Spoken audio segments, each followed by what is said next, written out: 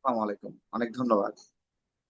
হ্যাঁ, জনাব তারেক রহমান, আপনি আমাদের এই অনুষ্ঠানে প্রথমবারের মতো এসেছেন। আমাদের দর্শকদের কাছেও আপনি খুবই পরিচিত মুখ, কিন্তু আমাদের অনুষ্ঠানে প্রথমবার আপনাকে পেয়ে আমার খুব ভালো লাগছে। এবং আমরা অনুষ্ঠান শুরুর আগেই আশা করব যে এরপর থেকে আপনি মোটামুটি নিয়মিত সম্ভব হলে আমাদেরকে সময় দিবেন।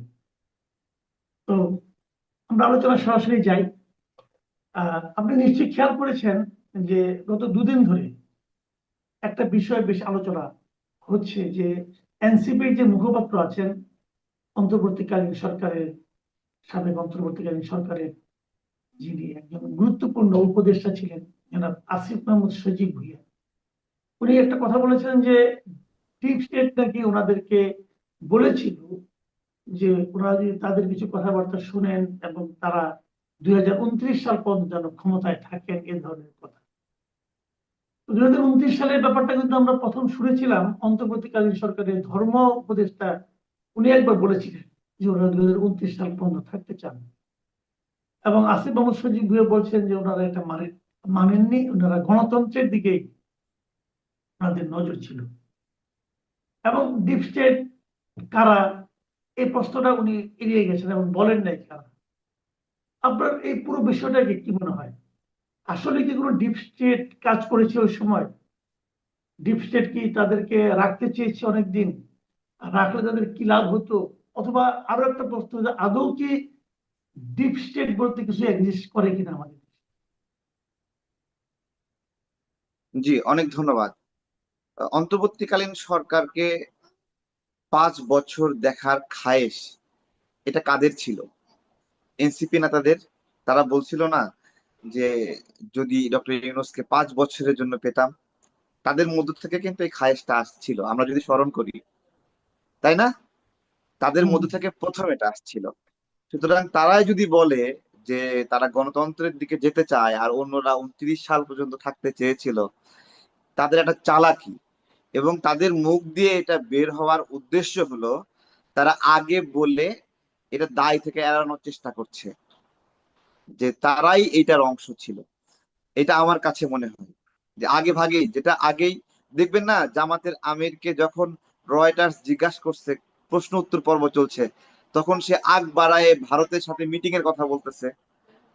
সে কিন্তু আগে কখনো বলেনি।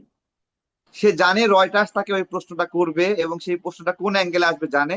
সে আগে থেকে ওটা উত্তর দেওয়ার জন্য প্রস্তুত হয়ে আছে। ঠিক একইভাবে আসিফ মাহমুদের বিষয়টাও একই। ডিপ স্টেটের বিষয়টা আমরা কিভাবে দেখি, অ্যাক্টিভিস্ট, আমি যেহেতু অ্যাক্টিভিজম করি, আমাদের সঙ্গে বিভিন্ন পর্যায়ের মানুষগুলো যোগাযোগ করার চেষ্টা করে।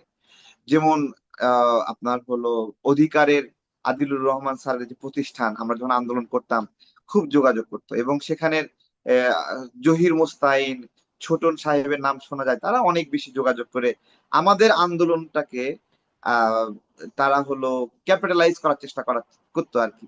অথবা আমাদেরকে সামনে রেখে তারা পিছনে একটা কিছু অন্য কাউকে দেখাতো, এটা আমরা বুঝি যে আমাদেরকে সামনে, মানে তারা কিছু তৈরি করার যোগ্যতা রাখে না, বাট আমরা কিছু তৈরি করে ফেললে ওইটাকে একটা সেল করার একটা তৎপরতা তাদের আছে। হ্যাঁ। তো এফআইডিএস নামে একটা সংগঠন আছে, এই সংগঠনটা বাংলাদেশে অ্যাক্টিভিস্টদের মধ্যে খুব বেশি ফাংশন করে। তারা মানে এমনি তারা কিছু সৃষ্টি করে না, বাট কোনো একটা কিছু ঘটে গেলে তারা ওইটাকে ছোট একটা ফান্ড দেওয়া, চকলেট খাওয়ানো, এই ধরনের কার্যক্রম করে তারা ওইটা আবার অন্য জায়গায় গিয়ে বিক্রি করে। তো সেইটাই ডিপ স্টেট কিনা আমি জানি না আসলে। হ্যাঁ, জানি না। তবে ডিপ স্টেটের বাংলাদেশের উপরে কোনো নিয়ন্ত্রণ আছে বলে আমার মনে হয় না। এটা আমার কাছে যেটা মনে হয়, আমাদের গণ অভ্যুত্থানে ডিপ স্টেটের কোনো ভূমিকা আছে বলে আমার মনে হয় না। তবে গণ অভ্যুত্থানের পরে একটা নির্দিষ্ট গোষ্ঠীর লোককে এক এক জায়গায় করে, যে তারা একটা ওই যে বারে গিয়ে একটু হালকা টান দেয়, এরকম একটা টিম আছে না? ওই টিমকে এক জায়গায় নিয়ে গিয়ে একটা সরকার বানায় দেওয়া, এই কাজটা এটা হয়েছে, এটা আমার অনুধাবন। এবং এরা প্রত্যেকেই সেই ক্লাবের মেম্বার, সেই আড্ডার মেম্বার। হ্যাঁ, আপনি ঘুরে তার ঘুরে মানে দেখেন আপনি এরা। বলতে চাচ্ছেন, যেহেতু আপনি নিজে এই আন্দোলনের সঙ্গে সরাসরি জড়িত ছিলেন বলে আমরা জানি, তো যখন আপনি আন্দোলন করেছেন, এই মানে যেটাকে জুলাই আন্দোলন বলছি আর কি, যখন সে আন্দোলন করেছেন তখন আপনি ডিপ স্টেটের কোনো অস্তিত্ব টের পান নাই। কিন্তু তারপরে যখন সরকার গঠনের প্রশ্ন উঠলো, তখন দেখা গেল যে একটা ডিপ স্টেটের একটা ভূমিকা হয়তো আছে বলে আপনার মনে হ্যাঁ, হচ্ছে, ওরা তাই কি? আমাদের বিজয়ী হওয়া আন্দোলনটা নিয়ন্ত্রণ নিয়েছে। এইটা একটা এইটা একটা উপস্থিতি আমরা পেয়েছি, যে উপস্থিতিটা অর্থ অর্থ ইনভেস্ট করেছে এবং বিভিন্ন ধরনের স্টেক হোল্ডারদেরকে কিনে তাদেরকে রাজি করিয়েছে যে কারা কারা উপদেষ্টা হবে, যাদের যাদেরকে কিনতে হবে, যে যে দরে কিনতে হবে, সেই অর্থায়নের বিষয়টি এখানে আছে। হ্যাঁ, সেইটা আমার আমার চোখে। এবং আমি যখন আমার সাথে ডক্টর ইউনূসের দেখা হয়েছে তিনবার, তিনবার আমি বসেছি, কথা বলার সুযোগ হয়েছে। অভ্যুত্থানের পরের কথা বলছে, আর অভ্যুত্থানের আগে যোগাযোগ হয়েছে।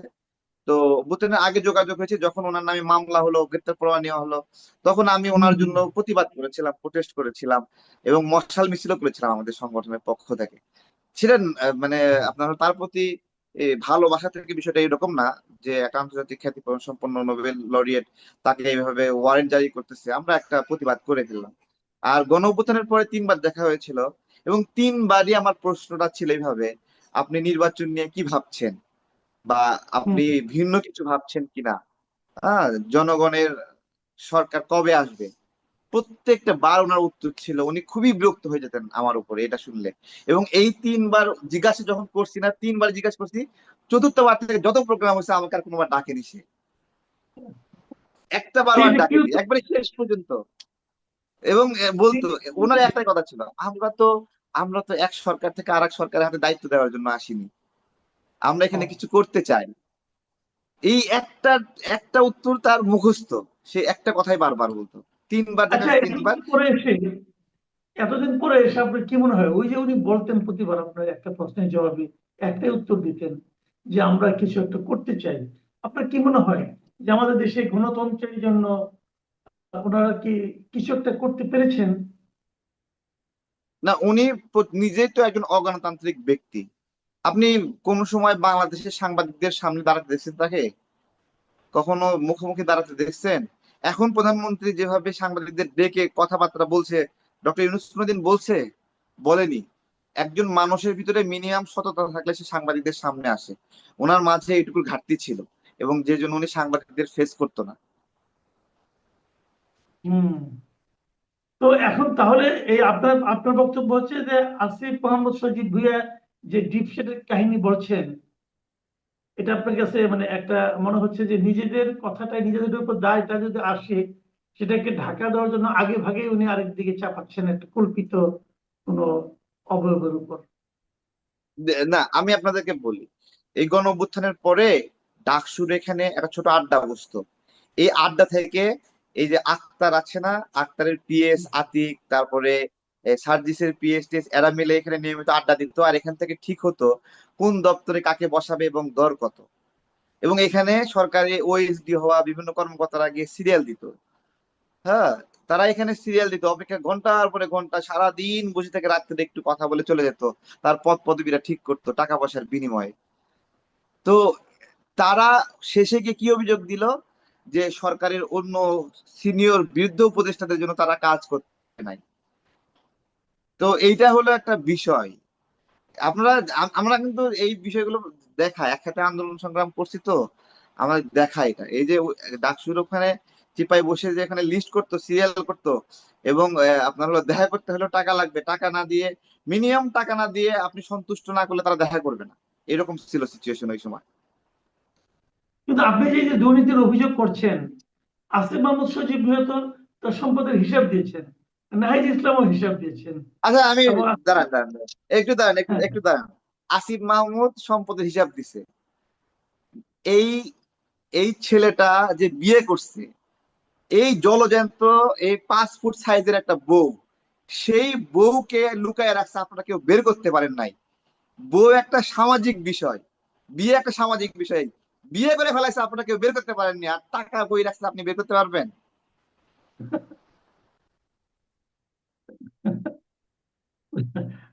তার এই এই মানে এই উদাহরণটা ঠিক আছে, আপনার উদাহরণটা বেশ মানে বেশ চমৎকার উদাহরণ। কিন্তু টাকা কি আসলে লুকিয়ে রাখা যায়? আপনার হলো এই ফান্ড ম্যানেজমেন্টের জন্য যারা সরকারের গুরুত্বপূর্ণ জায়গায় যায়, মন্ত্রী হয়, উপদেষ্টা হয়, এদের পিছনে আন্তর্জাতিক প্রতিষ্ঠান আছে যারা ঘোরে। তারা হলো তাকে পালানোর জন্য ইন্স্যুরেন্স সিস্টেমের মতো এটা। সে কোথায় সেফ এক্সিট নেবে, কোথায় বিপদ আসলে পালাবে, তার নিরাপত্তার বিষয়গুলো কি কি হবে, এবং তার চুরি করা টাকাগুলো কই রাখবে, এই সমস্ত কিছু মিলে প্যাকেজ আছে। আন্তর্জাতিক প্রতিষ্ঠান আছে এই প্যাকেজ সার্ভিস দেওয়ার জন্য, এবং তারা খুবই বিশ্বস্ত, ট্রাস্টেড। যখন যারা যারা মন্ত্রী হবে তাদেরকে তারা এই সার্ভিস দেবে। মানে আসিফ এখন মাহমুদ যারা সুইজারল্যান্ডে কেন গিয়েছিল?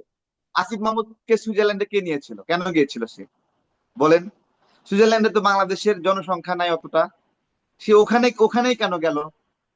সে তো পররাষ্ট্র ওটা উপদেষ্টা না, ওটা হয়তো কোনো রাষ্ট্রীয় কাজে গেছে সে তো প্রবাসী তখন। কল্যাণ ও কর্মসংস্থান উপদেষ্টা না।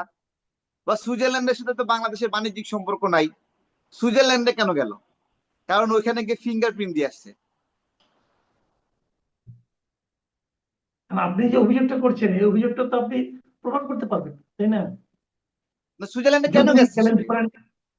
কেন গেছে? বাংলাদেশ তো কি কোনো ব্যাখ্যা দিতে পারি না তো এখন? আপনি জানেন, আমি জানি না, আপনি জানেন না।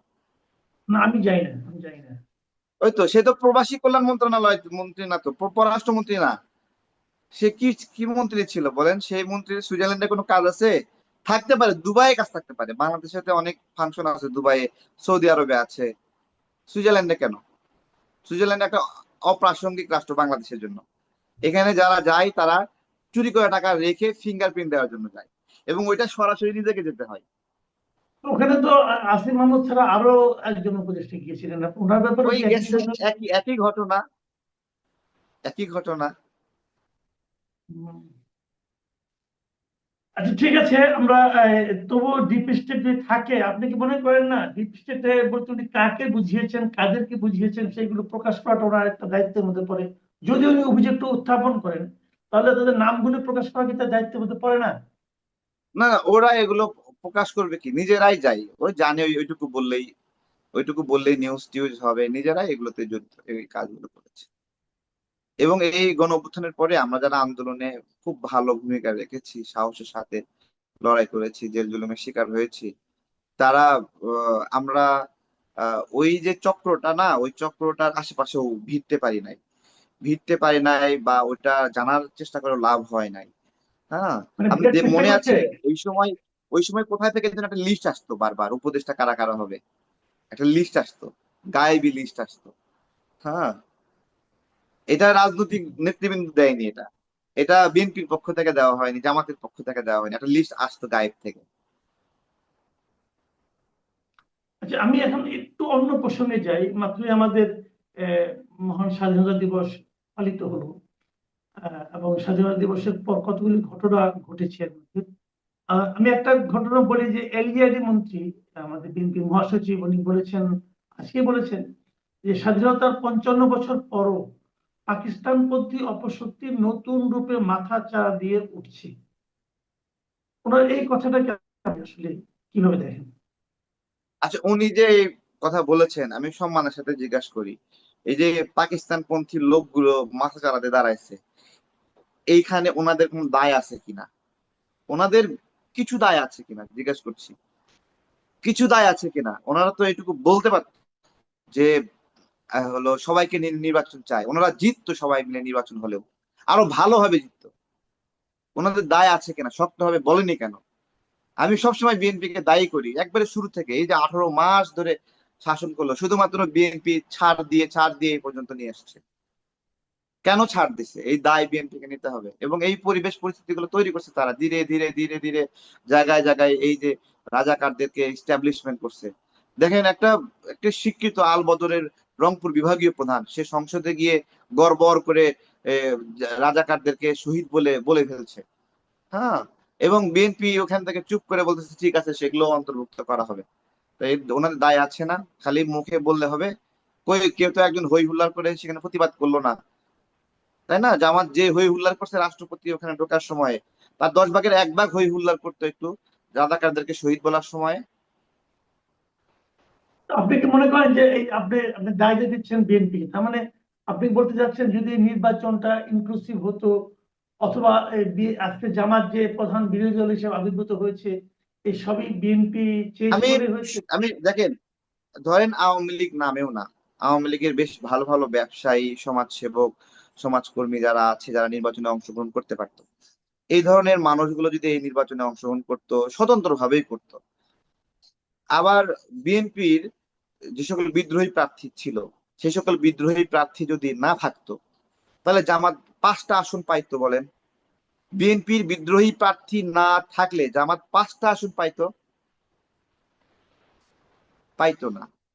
তো এই হলো বিষয়। এই জায়গাতেও বিএনপি নিয়ন্ত্রণ সঠিকভাবে করেনি। বিএনপি তার দলের মধ্যে বিদ্রোহী প্রার্থীদেরকে নিয়ন্ত্রণ কেন করলো না?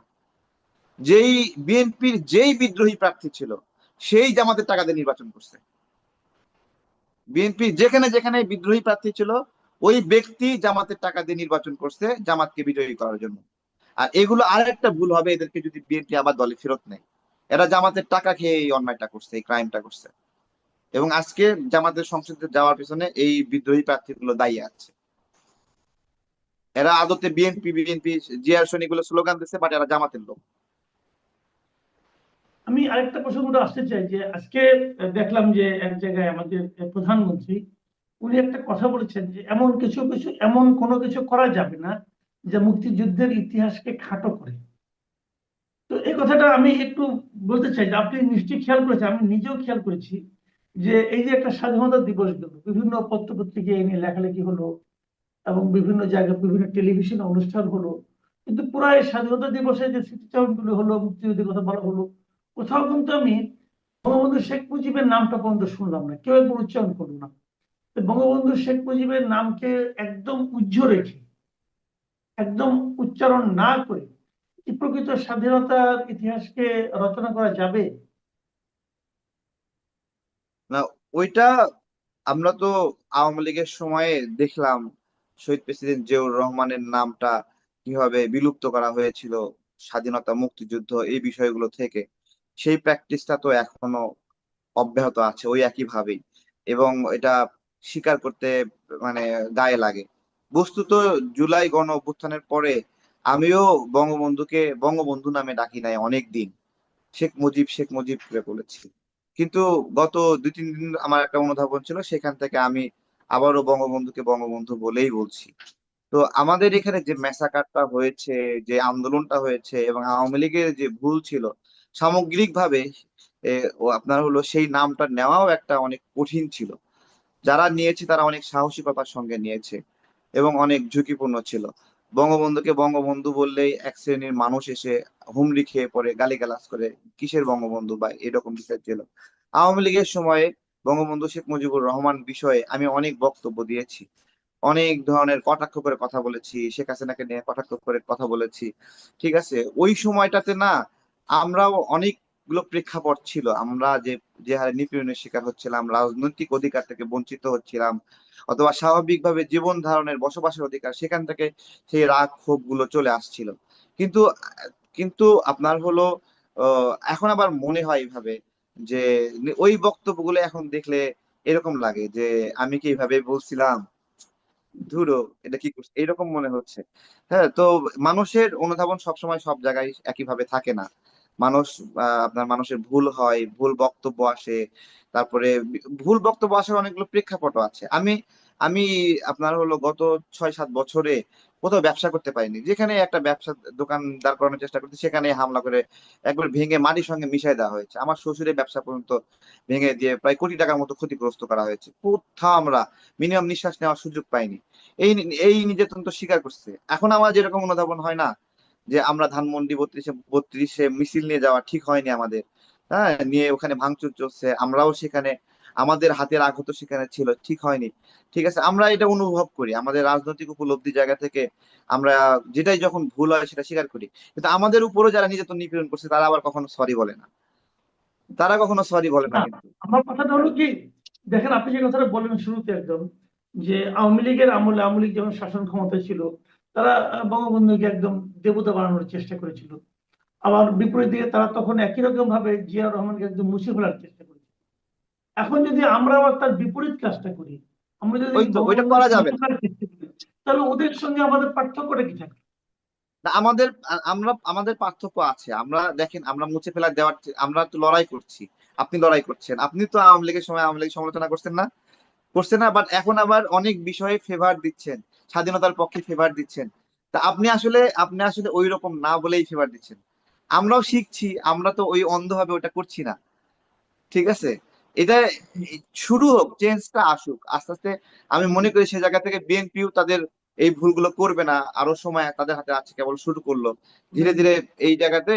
একবারে একবারে ইনিশিয়ালি এখন থেকে মানে 6 মাস আগের কথা বলি, ওই সময় মুক্তিযুদ্ধ নিয়ে কথা বলা অনেক বিপদের ছিল।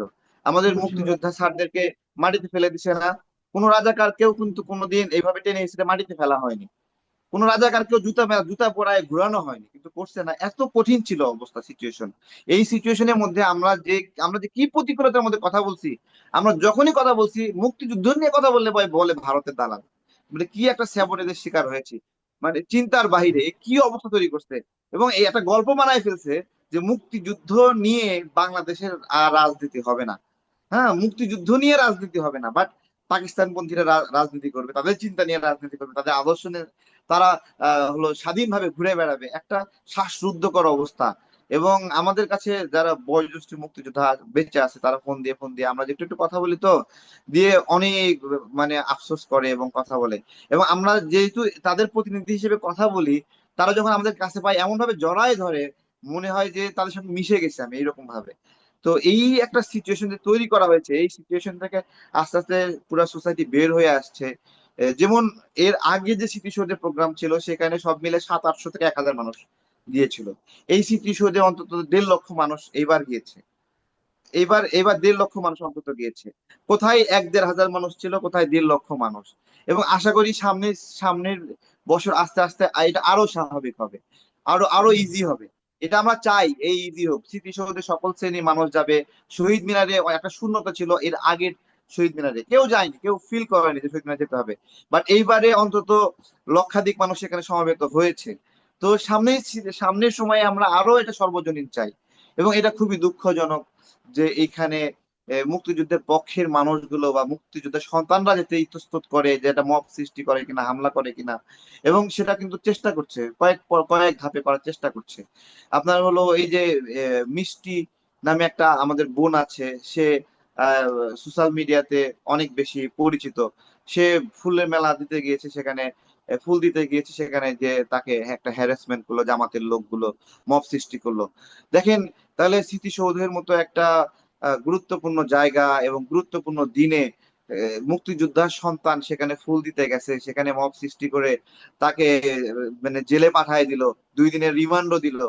তো এইটাই তো আসলে দুঃখজনক একটা ঘটনা, যে সরকার এগুলো আরো শক্তভাবে নিয়ন্ত্রণ করা দরকার। সরকারের একটা প্রতিজ্ঞা আছে মুক্তিযুদ্ধের প্রতি, যদি তারা শহীদ প্রেসিডেন্ট জিয়াউর রহমানকে ধারণ করে লালন করে, তাহলে বুঝতে হবে তিনিও মুক্তিযুদ্ধের সন্তান, আর যে মিষ্টিকে এখানে হ্যারাসমেন্ট করা হলো সেও একজন মুক্তিযুদ্ধের সন্তান। হ্যাঁ, তার আবেগ যেরকম ছিল দেশের প্রতি। দেশের একজন সূর্য সন্তান হিসেবে, দেশের একজন মুক্তিযোদ্ধা হিসেবে আপনার অনুভূতিটি কি? কি দেখছেন আপনি? খুবই খারাপ, খুবই খারাপ, তা বলা যায় না। বলতে গেলে বহু সময় লাগবে। জি, একটু যদি বলেন অনুভূতিটা কি যখন এসে মুক্তিযোদ্ধারা আক্রান্ত হচ্ছেন, মুক্তিযোদ্ধারা রক্তাক্ত হচ্ছেন, অপমানিত হচ্ছেন, আমাদের স্বাধীনতাকে অস্বীকার করছে বিশেষ কোনো কোনো মহল, স্বাধীনতা বিরোধী শক্তি। আপনি কি বলতে চান আমাদের উদ্দেশ্যে? মুক্তিযোদ্ধা আজ 55 বছর হলো। ডক্টর ইউনূসের মতন জঘন্য ব্যক্তির মতো নয়। এই যে মব তৈরি করে যে মানুষকে দিনের বেলায় পাথর দিয়ে মেরে ফেলছে, বাড়িতে আগুন ধরে দিচ্ছে। রোজই আমি একটু দেখি যে ওই যে ব্যবসায়িক যারা ছোটখাটো ব্যবসা করে তাদেরকে যে চাঁদা দিতে হবে, এগুলো খুবই খারাপ। দেশ কিসের জন্য স্বাধীন হয়েছিল, তাই না? আমাদের খুব দুঃখ লাগে। আমার একটা ফ্রেন্ড আছে, আমরা বলে যে আমরা যে মুক্তিযুদ্ধ ছিলাম, এই মুক্তিযুদ্ধের কথাটাই উঠায় দাও, এটা শুনতে, জি, এটা আহ বলতেও খারাপ লাগে, শুনতেও খারাপ লাগে।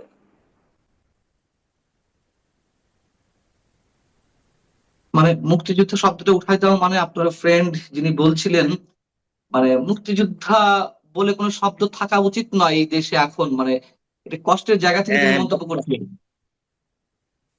বর্তমানে মুক্তিযোদ্ধা না থাকাই ভালো, মানে মুক্তিযোদ্ধার নামটা উচ্চারণ না হওয়াই ভালো। কেন, কি আমরা কারণে? অনেকে বলে আরে এরা তো খুব আরামে আছে, 20,000 টাকা করে প্রতি মাসে ভাতা পায়। এই সমস্ত কথা শুনলে খুবই দুঃখ লাগে। আমরা কি টাকার জন্য গেছিলাম? আমরা টাকার জন্য দেয় নাই। যখন মুক্তিযোদ্ধারা আক্রান্ত হচ্ছেন, রক্তাক্ত করা হচ্ছে বা হয়েছে ডক্টর ইউনূস সরকারের সময়, এর আগেও আমরা দেখেছি কম বেশি মুক্তিযোদ্ধারা অপমানিত হচ্ছেন, তখন আপনারা যারা এই দেশের জন্য জীবন বাজি রেখে যুদ্ধ করেছিলেন, ওই বিষয়গুলো যখন মনে আসে তখন অনুভূতিটা কেমন হয় আপনাদের জীবনের শেষ বেলায় খুবই এসে? খারাপ। যুদ্ধের সময় কিন্তু বহুত কাহিনী। তবে আমরা পদ্মা নদী ছোট একটা নৌকা, আমরা 4-5 জনা গেছিলাম, 4 আনা করে পয়সা দিয়েছিলাম। দেখলাম যে এই বেচারাটা কষ্ট করে যাবে আসবে, রিক্স। 4 আনা করে পয়সা দিয়ে আমরা উপরে পার হয়েছিলাম, বহুত দূর হাঁটলাম। সবাই বলে, আমরা জিজ্ঞাসা করে যে ইন্ডিয়া কত দূর ভাই, ইন্ডিয়ার বর্ডারটা কত দূর? বলছে এই 1 একর মানে ঈদের একর সম্বন্ধে কোনো অভিজ্ঞতাই নাই। শেষ পর্যন্ত এক বাড়িতে গিয়ে আমরা বললাম যে 1 গ্লাস পানি খাওয়াবেন। তো পানি খাওয়ানো না, রুটি, এরা মোটা মোটা রুটি ঝাল দিয়ে আমাদের খাওয়ালো। আমরা বললাম আলহামদুলিল্লাহ, আল্লাহ ইনাদের বাঁচায় রাখুন। এই যে ঝাল আমরা কিছুই মনে করি নাই। তারপর পার হলাম, তারপরে ট্রেনিং এ গেলাম, ট্রেনিং দিলাম। ট্রেনিং থেকে এসে এই যে আমাদের প্রথমে দিয়েছিল রাজশাহী সেক্টরে, মানে রাজশাহী টাউনে। আমাদের 7 নম্বর সেক্টরে, জি। আমাদের রাজশাহী টাউনে দিয়েছিল যে এখানে আপনাদের যুদ্ধ করতে হবে। আমরা বলে যে না, রাজশাহী টাউন আমাদের গেরিলা, গেরিলা তো রাস্তাঘাট সম্বন্ধে অভিজ্ঞতা থাকা লাগবে। তখন আমরা রিফিউজ করলাম, কোথায় যেতে চান? বললো আমরা ঈশ্বরদী থানার ভিতরে। কোন বাড়ির লোক, রাজাকার, আলবদর, আলসাম আমরা ভালো চিনি, এবং কোন রাস্তা দিয়ে গিয়ে তাদের শুট করতে পারবো অথবা তাদের ধরে নিয়ে আসতে পারবো। তখন আমাদের ইন্ডিয়ান মিলিটারি আমাদের অনুমতি দিল, ঠিক আছে আপনারা যান। আমাদের ঈশ্বরদীর বুকে এসে বহু রাজাকার, আলবদর, আলসাম, পিস কমিটির সেক্রেটারি, এরা মানে এখন পর্যন্ত জীবিত। আশ্চর্য, 4 তলা 5 তলা বাড়ি রীতিমতো ব্যবসা করছে। খুব দুঃখ লাগে এগুলো দেখলে। আমরা চাই না, আমাদের চাওয়া পাওয়া কিছু নাই, কিন্তু এইগুলা দেখলে তো মনে হয় গুলি করে শুট করবে। অতএব দেশ স্বাধীন করেছে আমরা শান্তির থাকার জন্য। কোনো মানুষের ভিতরে ভেদাভেদ থাকবে না, মারামারি কাটাকাটি থাকবে না। এই যে বিএনপি, আওয়ামী লীগ, এই যে মারামারি হচ্ছে ঈশ্বরদী থানাতে, ওপেনলি গোলাগুলি হচ্ছে, এইগুলা সরকার কি করে আমি বুঝি না। যখন স্বাধীনতা বিরোধী শক্তিরা, যখন আলবদর, আল রাজাকারের সদস্যরা রাষ্ট্রীয় ক্ষমতায় আসে বা আসার চেষ্টা করে, অথবা তারা একটা শক্তি সঞ্চয় করে যখন স্মৃতিসৌধে যায়, শহীদ মিনারে যায়, আপনার কি মনে হয় যে তারা তাদের ভুল থেকে, তাদের আত্মোপলব্ধির জায়গা থেকে সংশোধিত হয়ে তারা যাচ্ছে শহীদ মিনারে কিংবা স্মৃতিসৌধে, নাকি এটি আমাদের জন্য অপমানজনক, অবজ্ঞার, কোনটি? অপমানজনক, এটা সম্পূর্ণ অপমানজনক। আপনার কি মনে হয় যে তারা তাদের ভুল বুঝতে পেরেছে, নাকি সুযোগ সন্ধানী হয়ে সবকিছু করছে? তারা ভুল বুঝতে পারে নাই, তারা সুযোগ সন্ধানীতে আছে। তারা দিন দিন শক্তিশালী হয়ে উঠছে। আমরা স্বাধীনতার জন্য যারা লাফাই পড়েছিল, এটা ওপেনলি বলতে গেলে বেটা আওয়ামী লীগ, কিন্তু আমি ভয় করি না। এরা তো আওয়ামী লীগ যারা করে বা এখনো করছেন, তারা তো চুপচাপ, কোনো কিছুই নাই। আমরা তিনটা ছেলে বিবিসি বাজারে বসতাম, তখন তো বিএনপির ভীষণ তোড়জোড় জি। ইলেকশনের আগ অব্দি। তারা আমাদের ঠেট দিছিল। আমরা আমরা বলেছিলাম যে তোমাদের যত শক্তি থাকে করো, অসুবিধা নাই, তোমাদের শক্তি তোমরা দেখাও, আমাদের শক্তি আমরা দেখাবো। আমরা সেই জায়গাতে আমরা উঠে নাই। তারা আপনাদেরকে কি আমাদের থ্রেট দিলেন? আপনাদের এই তিনজনের এগেনস্টে একটা মনে হয় কোনো কিছু হইতে চলছে। তা আমার অনুরোধ, বাংলায় আপনারা তিনজনা এখান থেকে বাজারে আর উঠবেন না। বললাম না, উঠবই, এখনো আছি, এখনো যাই। আহ, কোন শক্তি থেকে যান, কোন সাহস থেকে, যদি সত্যিই তারা আপনাদের জীবনের উপর কোনো আক্রমণ করে? মনের শক্তি, মনের শক্তিতে যাই। জি। আহ, আপনি কি আপনার যে যুদ্ধক্ষেত্র বা যেসব জায়গায় অপারেশন চালিয়েছেন ৭১-এ, আহ খুব স্পর্শকাতর বা মনে রাখার মতন কোন স্মৃতি আপনার আমাদের সঙ্গে যদি হ্যাঁ, শেয়ার করেন? কিছু কিছু জি। আছে, যেমন যশোর টু কুষ্টিয়া, যশোর কুষ্টিয়া হয়ে এই যে আমাদের হার্ডিং ব্রিজে একটা গাটার ভেঙে দিল, জি। যাতে আর্মিরা না আসতে পারে, ঈশ্বরদের বুকে, পাবনার বুকে, ঢাকায় না যেতে পারে। তো আমরা তখন ওখানে ভেলুপাড়া বলে একটা জায়গা, সেখানে একটা ব্রিজ ছিল, আমরা সেখানে সেই ব্রিজটা ভেঙে দিয়েছিলাম খুব কষ্ট করে।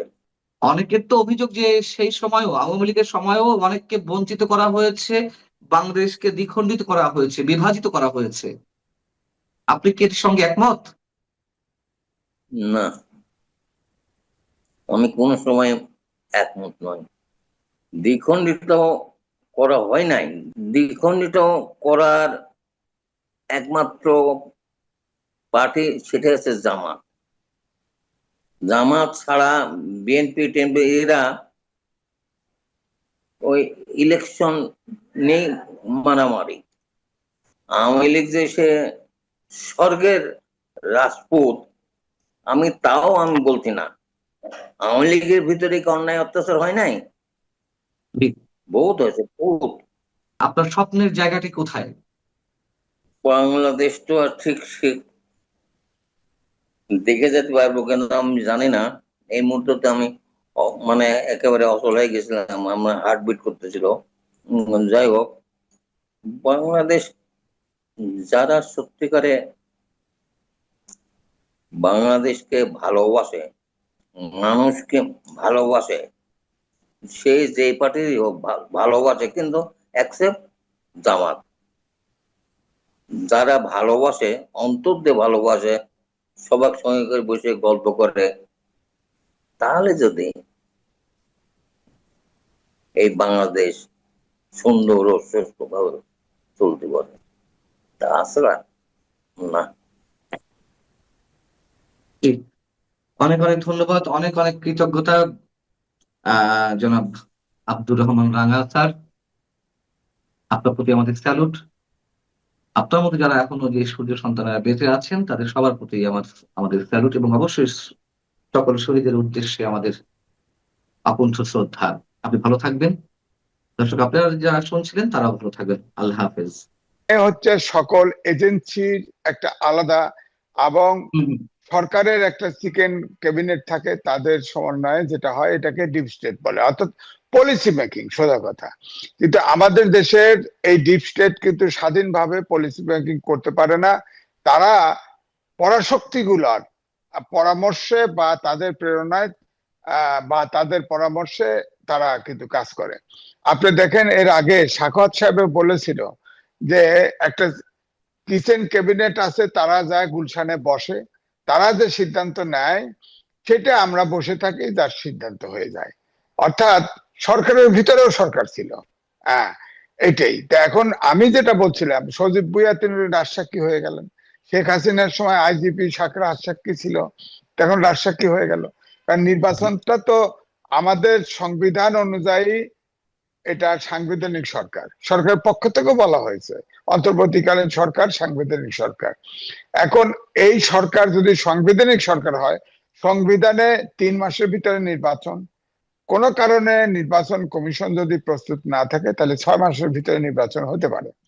6 মাসের ভিতরে নির্বাচন না হয়ে এই যে 18 মাস পরে নির্বাচন হলো, এটা তো একটা সাংগঠনিক শূন্যতা হলো এবং সংবিধান ভায়োলেট করা হলো। তাহলে বোঝা যাচ্ছে আসিফ মাহমুদকে পাকড়াও করলেই সব ডিপ স্টেট কোনটা কার পরামর্শে এটা ঘটলো সেটা তো প্রমাণ হবে, তাকে তো রাজসাক্ষী করা যাবে, রাজসাক্ষী পাওয়া গেল তো। সুতরাং যদি যদি আমার মনে হয় যে যদি এই প্রশ্ন চ্যালেঞ্জ করে, অনেক সময় বলে না যে জুলাই সনদের যদি অবৈধ হয় তাহলে সরকারও অবৈধ। এখন সরকার অবৈধ হতে পারে, হলে তো এখন এই আসিফ মাহমুদ সজীব ভুঁইয়া হবে রাজসাক্ষী, আর ইউনূস এবং অন্তর্বর্তীকালীন সরকার হবে আসামি, তার বিচার হবে। এখন আমি কিন্তু বহু আগে 2008 সালের নির্বাচনের আগে আমি যুগান্তরে লিখেছিলাম ভূ রাজনীতির ফাঁদে বাংলাদেশ। এখন কিন্তু প্রকৃতপক্ষে ভূ রাজনীতির ফাঁদে বাংলাদেশ, এবং আসিফ ভুঁইয়া আমার ধারণা সত্য কথা বলেছে, কিন্তু সে রাজসাক্ষী ফেসে গেছে। কারণ তারা এই সরকার অন্তর্বর্তীকালীন সরকার নির্বাচন যে দিতে চায় নাই, আমরা যতই বলেছি তারা স্বীকার করে নাই, কিন্তু এখন সে রাজসাক্ষী হিসেবে প্রমাণ হলো। কারণ আপনি ধরেন যত চুক্তি, গোপন চুক্তি যা কিছু হয়েছে এই ডিপ স্টেটের প্ররোচনায় বা পরামর্শে হয়েছে, এবং তারা সরকারে থাকতে চেয়েছে। শেখ হাসিনা 2028 সাল পর্যন্ত তার মেয়াদ ছিল, ওই মেয়াদ পর্যন্তই তারা টানতে চেয়েছে, কিন্তু শেষ পর্যন্ত পরিস্থিতি অনুকূলে নয়, অর্থাৎ দেশের অর্থনীতি থেকে শুরু করে সবকিছু বিশৃঙ্খল অবস্থা তৈরি করে ফেলেছে। এই কারণে তারা ফাইনালি সরকারটাকে নির্বাচন দিয়ে সটকে পড়েছে। কিন্তু এখন আপনি লক্ষ্য করে দেখেন, ডক্টর মোহাম্মদ ইউনূস সংসদ অধিবেশন ডাকে, সেখানে হ্যাংলার মতো যায় ওই দর্শক গ্যালারিতে বসে থাকে, কত ছোট লোক। মেঘনাতে আপনার প্রধানমন্ত্রী জনগণের সাথে সাক্ষাৎ করে, সেখানেও ভিড় ঠেলে আবার বলে তার ওখানে আসতে এসেছে পাহারা সহ, তার কাছে প্রধানমন্ত্রীর কাছে পৌঁছাতে তার 3 ঘন্টা সময় লেগেছে। পত্রিকায় এসেছে। অর্থাৎ এই আচরণগুলো দেখে কি মনে হচ্ছে, এখনো তার খায়েশ মেটে নাই, এখনো হয়তো তার আকাঙ্ক্ষা, ভিতরে সুপ্ত আকাঙ্ক্ষা আছে সরকারে যদি থাকা যায় এরকম। আমার প্রশ্ন হচ্ছে, এই যে সজীব ভুঁইয়া, এখন তো এই রাষ্ট্রপতি তো বিচার চাইতে পারে, তার সাথে তো এই যে ইউনূস যত বিদেশ ভ্রমণ করেছে, যত চুক্তি স্বাক্ষর করেছে, গোপন প্রকাশ্য, সবটা তো রাষ্ট্রপতিকে সংবিধানে আছে, রাষ্ট্রপতির কাছে পেশ করবেন, তিনি সংসদে উত্থাপন করবেন। তিনি তো 18 মাসে একবারও রাষ্ট্রপতির সাথে দেখা করেন নাই, তিনি তো সংবিধান ভায়োলেট করেছেন। এছাড়া তো ওই আসিফ মাহমুদ সজীব ভুঁইয়া সহ সব উপদেষ্টা, প্রধান উপদেষ্টা সহ সবার বিরুদ্ধে দুদকে মামলা হয়েছে, অভিযোগ হয়েছে। এটা তদন্ত হতে হবে তো, বিচার হতে হবে তো। কারণ অভ্যুত্থানের পরে তো আমরা আইনের শাসন চেয়েছি, আইনের শাসন হলে তো বিচার হতে হবে। এখন সজীব ভুঁইয়াকে ইমিডিয়েটলি আমার মনে হয় গ্রেপ্তার করে তাকে রাজসাক্ষী করা দরকার। কিছু মাফ করে দিক, সমস্যা নাই, সেই আইজিপির মতো মাফ, কিন্তু তাকে ডিপ স্টেটকে কি পরামর্শ 18 তারিখে 28 তারিখ পর্যন্ত যে 28 সাল পর্যন্ত সরকার রাখতে চেয়েছে, এই যে খায়েশ, এটা তো আগে অস্বীকার করেছে, এখন তো অস্বীকার করতে পারবে না, সে তখন উপদেষ্টা ছিল। আগেও তো ধর্ম উপদেষ্টা বলেছিলেন সরাসরি যে শেখ হাসিনার সরকারের বাকি মেয়াদ আমরা পূরণ করব। ডক্টর ইউনূস বিভিন্ন জনের মুখ থেকে বের করলেন যে ডক্টর ইউনূসকে 5 বছর দেখতে চাই। আমার প্রশ্ন হচ্ছে যে আপনি যে ডিপ স্টেটের কথা বলছেন, এগুলো তো আমরা আলোচনা করে আসছি গত 1.5-2 বছর ধরে, যে করিডোর মিয়ানমারকে দেওয়া যুক্তরাষ্ট্রের পরামর্শে জাতিসংঘের মাধ্যমে, তার একটি প্রস্তাব, বন্দর বিদেশিদের হাতে তুলে দেওয়া, মিয়ানমারের খনিজ সম্পদের দিকে যুক্তরাষ্ট্রের চোখ রয়েছে, সেই বাংলাদেশের মধ্য দিয়ে তারা কিভাবে ঢুকবে সেই ধরনের একটি পরিকল্পনা রয়েছে, এবং সর্বোপরি যে 5 আগস্ট আন্দোলন, শেখ হাসিনার বিরুদ্ধে মানুষ আন্দোলনে নেমেছিল সরকার পরিবর্তনের জন্য বা নির্বাচন সুষ্ঠু গণতান্ত্রিক প্রক্রিয়া হওয়ার জন্য, সব ঠিক আছে, কিন্তু এই আন্দোলনের পেছনে একটি ম্যাটিকুলাস ডিজাইন ছিল, সেটা ডক্টর ইউনূস নিজে স্বীকার করেছেন। অর্থাৎ সব দুয়ে দুয়ে চার মিলে যাচ্ছে। এই ডিপ স্টেটের খেলা অনেক আগে থেকেই চলছে, যদি আমি সমীকরণগুলো ভুল না করে থাকি। সেই জায়গা থেকে আপনার কাছে আমার প্রশ্ন যে এই মুহূর্তে এসে সজীব ভুঁইয়া কেন এই মন্তব্যটি করলেন? না, সে আমার মনে হয় তার ম্যাচুরিটির অভাব। আচ্ছা, এনসিপি একটা পলিটিক্যাল পার্টি, তার মুখপাত্র সে, তার এই নাকি মুহূর্তে অন্য এই কোনো খেলা কথা আছে, নাকি নতুন কোনো খেলা আছে? নূতন খেলা করে কোনো লাভ হবে না। নূতন আচ্ছা, খেলা হচ্ছে পরাশক্তি গুলা নির্বাচনের, বাংলাদেশের নির্বাচনের আগে এবং পরে সবসময় অ্যাক্টিভ থাকে। এখনো ধরেন, বিশেষ করে আমি বলবো পরাশক্তি উদীয়মান, পরাশক্তি ভারত তো আছেই আমাদের পাশে, রাশিয়া, চীন বলেন, আমেরিকা তো আছেই। তারা কিন্তু সবাই এই নানা ভৌগোলিক কারণেই বাংলাদেশকে সবাই পক্ষে পেতে চায়। সুতরাং এই টানাপোড়েনের মধ্যে আছি আমরা।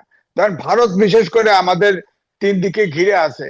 ভারতে তো আমাদের দেশের অনেক বাজার ব্যবস্থার বাইরেও, ধরেন তাদের চিকেন নেক, সেভেন সিস্টার, এগুলো কিন্তু স্পর্শকাতর জায়গা। এটা ঠিক রাখতে হলে বাংলাদেশের ভূখণ্ড দরকার, বাংলাদেশের সহযোগিতা দরকার। এই জন্য ভারত কিন্তু সবসময় বাংলাদেশের সরকারের সাথে সম্পর্ক রাখতে চায়।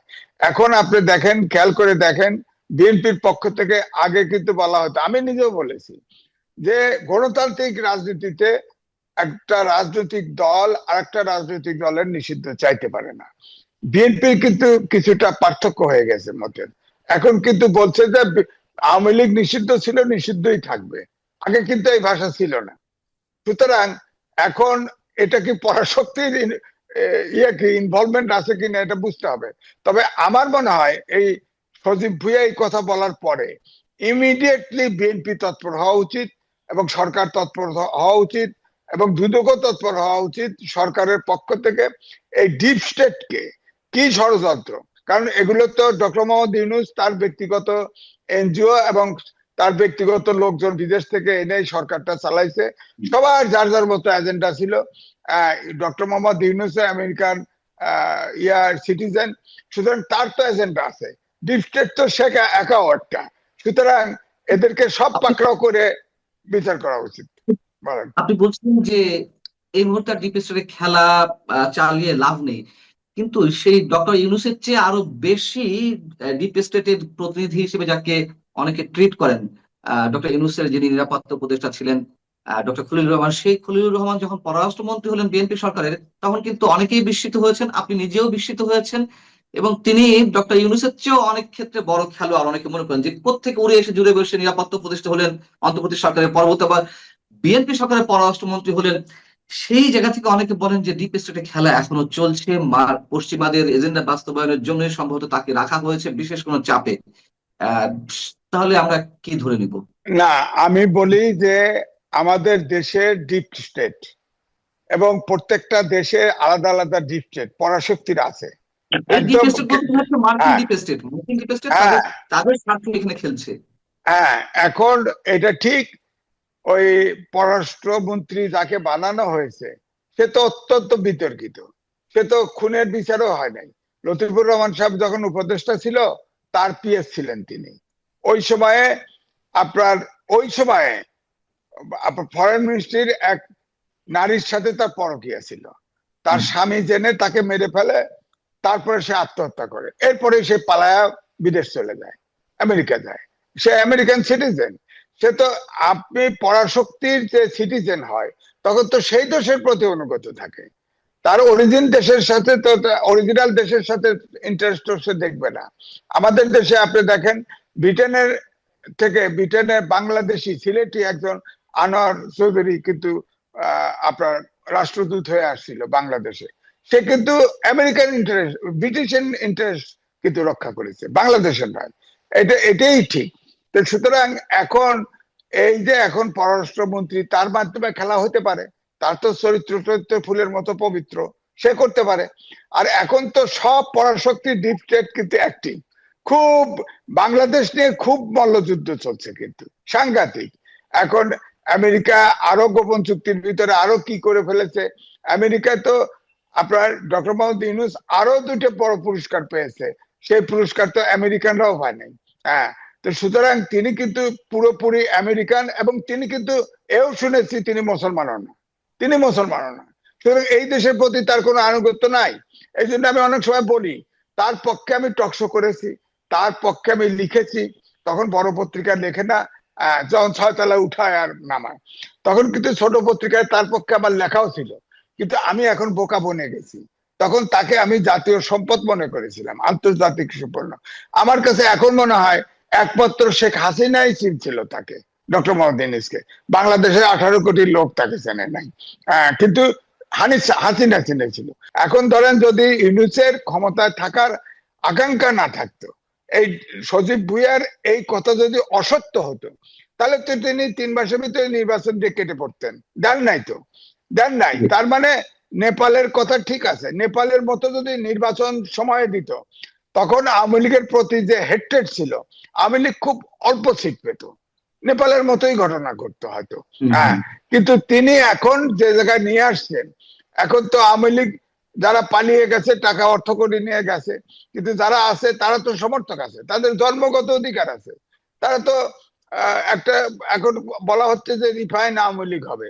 রিফাইন আওয়ামী লীগ যদি হয়, নামও শুনতেছি কারো কারো, হ্যাঁ, তো রিফাইন আওয়ামী লীগ যদি হয়, এত বড় কোটি কোটি সমর্থক আছে, ঠেকাবেন কি দিয়া, ঠেকাবেন কি দিয়া? এখন ফখরুল ইসলাম আলমগীরও বলেছে, যেমন আছে তেমন নিষিদ্ধই থাকবে। এই যে আজকে পত্রিকাও দেখলাম, তারা ওই শহীদ মিনারে গেছে, গ্রেপ্তার হয়ে গেছে আওয়ামী লীগের সমর্থক। এইভাবে তো গণতান্ত্রিক দেশ চলবে না। ফাইনালি এটা সেটেল তো হতে হবে, একটা কিছু হতে হবে তো, দফা রফা। বলেন। আমার শেষ পর্যায়ে দুটি প্রশ্ন একের সঙ্গে, সেটি হচ্ছে যে আপনি শেখ হাসিনার কথা বলছিলেন, শেখ হাসিনাই একমাত্র ডক্টর ইউনূসকে চিনেছেন, এবং সেই জায়গা থেকে শেখ হাসিনা তো মনে আছে যে আওয়ামী লীগ সরকার পতনের আগে তিনি একটা সমাবেশ এবং 14 দলীয় আহ দলের মানে তাদের যে জোট, মহাজোট, তার সেই বৈঠকে তিনি বলছিলেন যে একজন সাদা চামড়ার মানুষ প্রস্তাব দিয়েছেন নানান ভাবে, নানান ইঙ্গিত দিয়েছেন, নইলে তাদের একটি ষড়যন্ত্র রয়েছে, চট্টগ্রামের একটি অংশ, মিয়ানমারের আরেকটি অংশ মিলে একটি খ্রিস্টান রাষ্ট্র প্রতিষ্ঠা করা হবে। এবং সেই জায়গা থেকে পূর্ব তিমুরের রাষ্ট্রপতিকে নিয়ে এলেন 24শে ডিসেম্বরে, আমরা দেখলাম ডক্টর ইউনূস।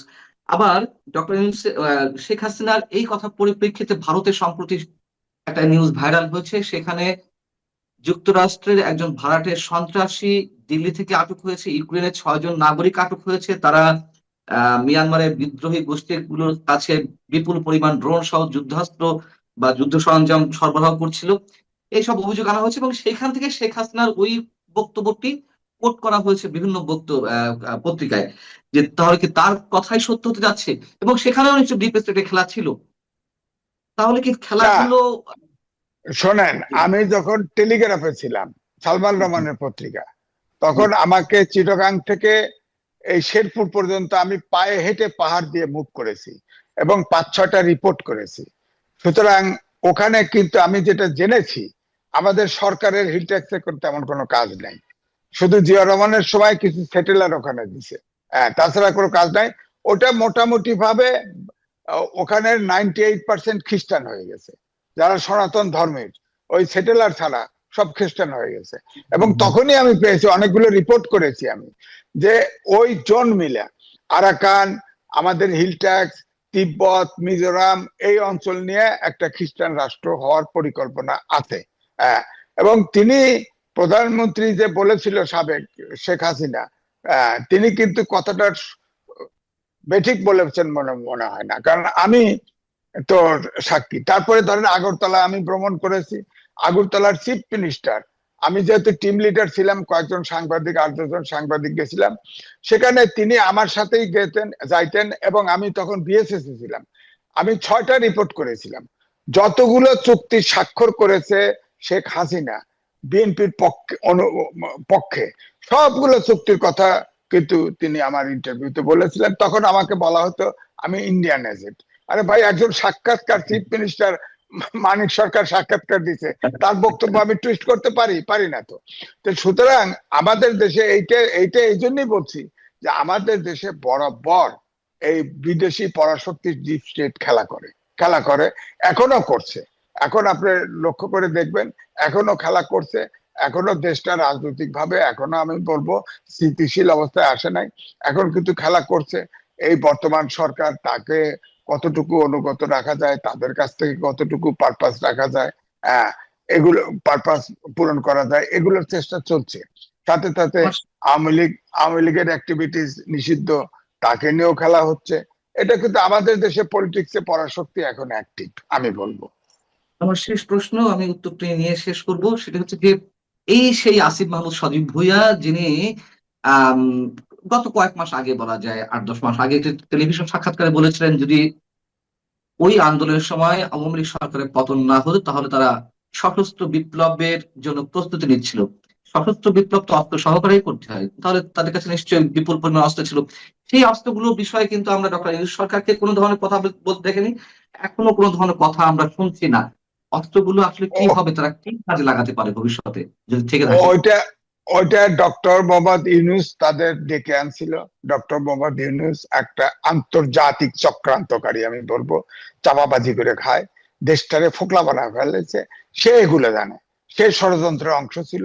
সব ষড়যন্ত্র এগুলো ব্যবহার হয়েছে, এগুলো পোক্ত না, কিন্তু এটা পলিটিক্স বোঝে না, পলিটিক্স বোঝে না, অসম্ভব। যেমন বলছে আহ নাহিদ ইসলাম বলছিল কিছুদিন আগে যে অভিশংসন এই রাষ্ট্রপতিকে করতে হবে এবং তাকে গ্রেপ্তার করতে হবে। বলেন তো, একজন প্রেসিডেন্ট থাকা অবধি তার বিরুদ্ধে একটা মামলা করা যায় না, গ্রেপ্তার তো প্রশ্ন পড়ে।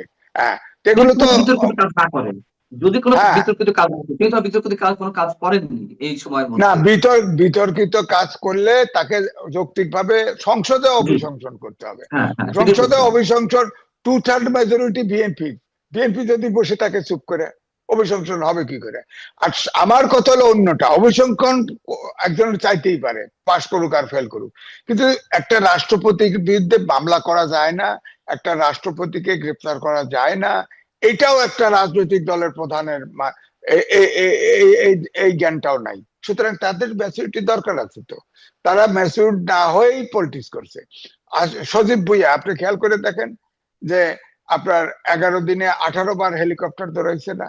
হ্যাঁ, 10,000 টাকা, 10 লাখ টাকার কম্বল দৌড়াতে গিয়ে তার জন্য 2 জায়গায় হেলিপ্যাডও বানানো হয়েছে, আবার হেলিপ্যাড ভেঙে ফেলা হয়েছে। তারপর মিরপুরে খাল খননের সময় আপনার দেখেন না, স্টিল স্ট্রাকচার দিয়ে তার উপরে কার্পেট বিছিয়ে করছে না।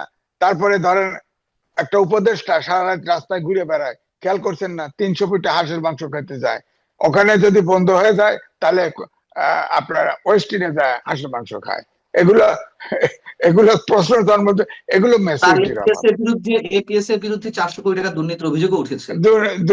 না, সব অভিযোগ দুদকে উঠছে, দুদকে তো সবার বিরুদ্ধে অভিযোগ আছে। সুতরাং এটার বিচার তো এই সরকারকে, তারেক রহমানের সরকারকে করতে হবে, নাহলে প্রশ্ন থাকবে। তাদের নিরপেক্ষতা, গণতন্ত্র, আইনের শাসন, সুশাসনের ব্যাপারে প্রশ্ন থাকবে, কারণ অভিযোগ দুদকে আছে। সেই অভিযোগ তো তদন্ত হতে হবে, দোষী হলে বিচার হবে, দোষী না হলে বিচার হবে না। এখন আমার বক্তব্য হচ্ছে যে এই যে সজীব ভুঁইয়া যে স্টেটমেন্টটা দিল, যে ডিপ স্টেট বলছিল 88 সাল পর্যন্ত ক্ষমতায় থাকা, সে তো সাক্ষী পাওয়া গেছে, তাকে কুইজ করলেই তো সব বেরিয়ে পড়বে। এবং অবশ্যই এর সাথে সে যে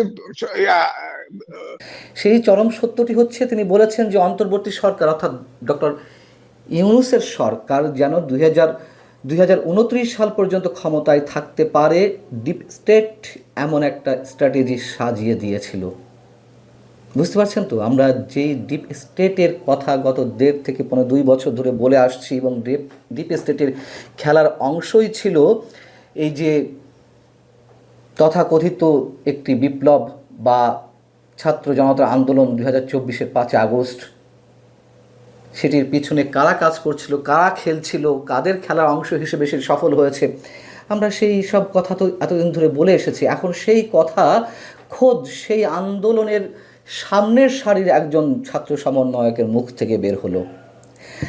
কেন বের হলো, কেন তিনি এই মুহূর্তে এই কথাটি বললেন, সেটিও নিশ্চয়ই আলোচনার দাবি রাখে। আমি সে বিষয়ে আসছি, তার আগে আরেকটু বলে নেই যে তিনি কি বলেছেন। তিনি বলছেন, আমরা যখন সরকারের দায়িত্বে ছিলাম শুরুর দিকে আমাদেরকে বিভিন্ন শক্তিশালী ইনস্টিটিউশন, যাদেরকে আসলে ডিপ স্টেট বলা হয়, তাদের কাছ থেকে আমাদের অফার করা হয়েছিল, বলা হয়েছিল শেখ হাসিনার যে মেয়াদ আছে 2029 সাল পর্যন্ত, সেটি আপনারা শেষ করুন, আমরা আপনাদের সহযোগিতা করব।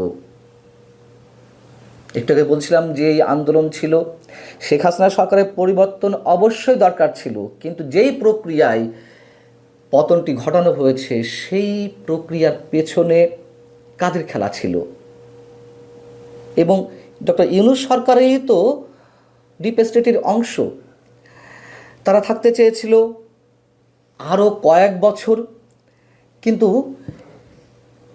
সেনাবাহিনী এবং বিএনপির নির্বাচনের জন্য যে প্রবল দাবি, তার মুখে শেষ পর্যন্ত তারা পারেনি। শুধু সেনাবাহিনী কিংবা বিএনপি সহ কিছু রাজনৈতিক দলের দাবি কেবল নয়, আমাদের মতন ক্ষুদ্র কিছু মানুষ মুহুর্মুহু এই আশঙ্কা তো প্রকাশ করে আসছিলাম যে ডক্টর ইউনূস নির্বাচন দিবেন না সহজে, কিন্তু শেষমেশ তারা পারেননি। অনেক বিষয়ে তাদের গোমর ফাঁক আমরা করে দিয়েছিলাম বলেই। এখন প্রমাণ হিসেবে আপনারা ধরতে পারেন যে শেখ হাসিনা আরও 4.5 বছর ক্ষমতায় থাকতেন। 2024 7 জানুয়ারি নির্বাচন হলো, আগস্টের 5 তারিখে শেখ হাসিনার সরকারের পতন হলো। বাকি সময়টা যে ডক্টর ইউনূস সরকার থাকতে চাই সেটিও মুখ ফসকে বলে ফেলেছিলেন। আপনাদের নিশ্চয়ই মনে আছে সাবেক ধর্ম উপদেষ্টা মোহাম্মদ খালিদ হোসেন, তিনি বলেছিলেন যে আওয়ামী লীগ সরকারের অবশিষ্ট সময় আমরা ক্ষমতায় থাকতে চাই। কেন এই কথা বলেছিলেন? নিশ্চয়ই তার যুক্তিসঙ্গত, নিশ্চয়ই তার পেছনে কারণ ছিল। ঈদের জামাত সহ বিভিন্নভাবে মানুষের একটা অংশের মুখ থেকে একটা রব তোলা হয়েছিল যে আমরা ডক্টর ইউনূসকে আরও 5 বছর ক্ষমতায় থাকতে চাই। তখনই আমরা আশঙ্কা প্রকাশ করেছিলাম যে কি হতে যাচ্ছে, কি করতে চান ডক্টর ইউনূস বা তার উপদেষ্টা পরিষদ। এবং এই নির্বাচন না হওয়ার জন্য অনেকে বলছেন বা বলে আসছেন যে ইনকলাব মঞ্চের সাবেক আহ্বায়ক শরীফ ওসমান হাদিকে হত্যা করা হয়েছিল পূর্ব পরিকল্পনা অংশ হিসেবে, যাতে ইউনূস সরকারের সময়ে তুমুল একটা অস্থিতিশীল পরিবেশ সৃষ্টি করে নতুন আরেকটি বিপ্লবী সরকার গঠন করা যায়। সেই পরিকল্পনার পেছনে কারা ছিল সেটিও নিশ্চয়ই আমরা জানি। এর আগে আমি অনেকবার এই বিষয়ে কথা বলেছি। এবং বাংলাদেশের মধ্য দিয়ে মিয়ানমারকে কথিত করিডর দেওয়ার বিষয়ে যে একটি দৌড়ঝাঁপ শুরু হয়েছিল ইউনূস সরকারের পক্ষ থেকে, আজকে যিনি পররাষ্ট্রমন্ত্রী ডক্টর ইউনূস সরকারের নিরাপত্তা উপদেষ্টা ছিলেন, তার মাধ্যমে এই কাজগুলো চলছিল, এটা তো ওপেন সিক্রেট।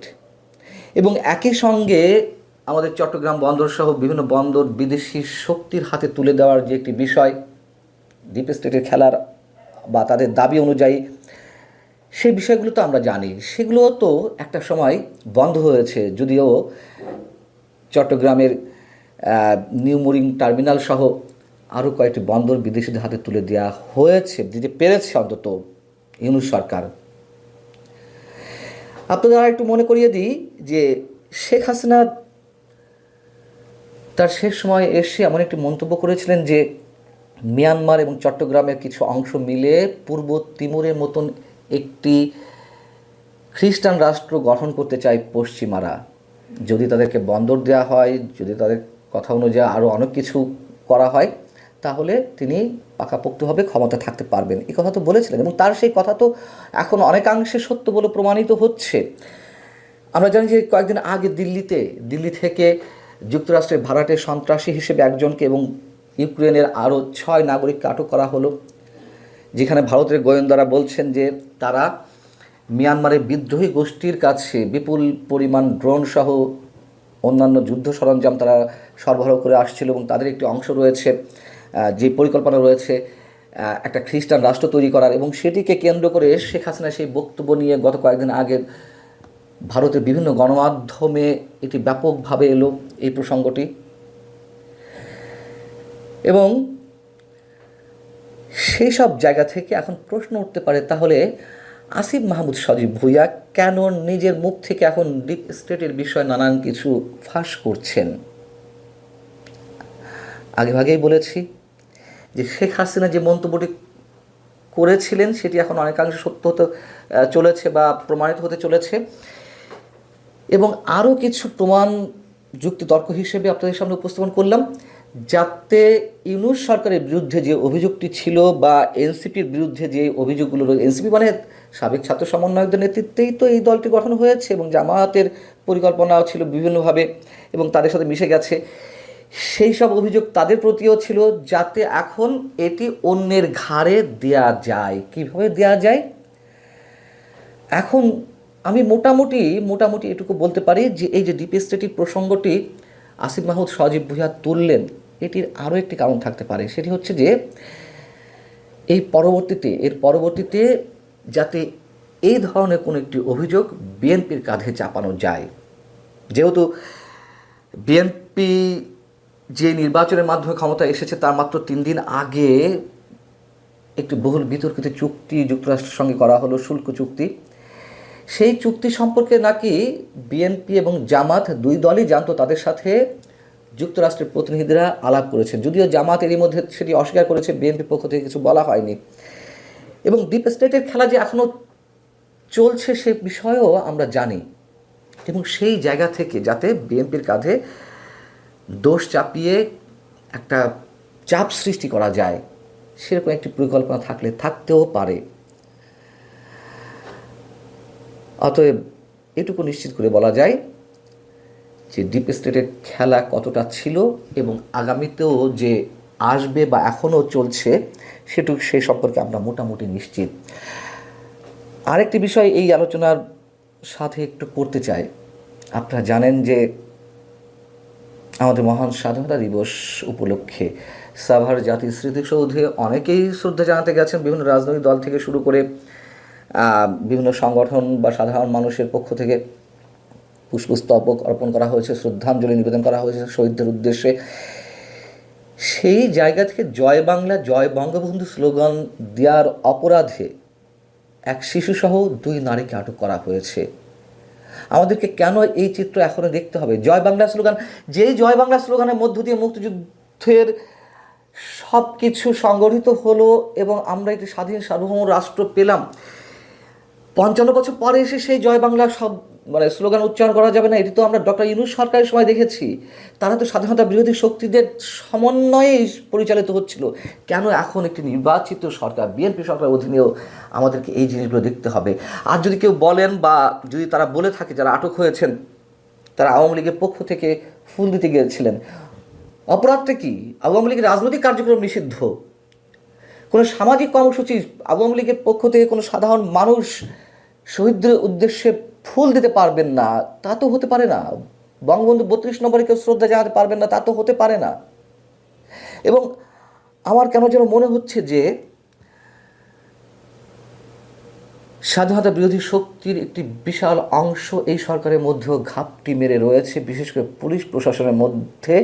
তারা ইচ্ছাকৃতভাবে এই কাজগুলো করছে বিএনপিকে বিতর্কিত করতে অথবা বিপদে ফেলতে।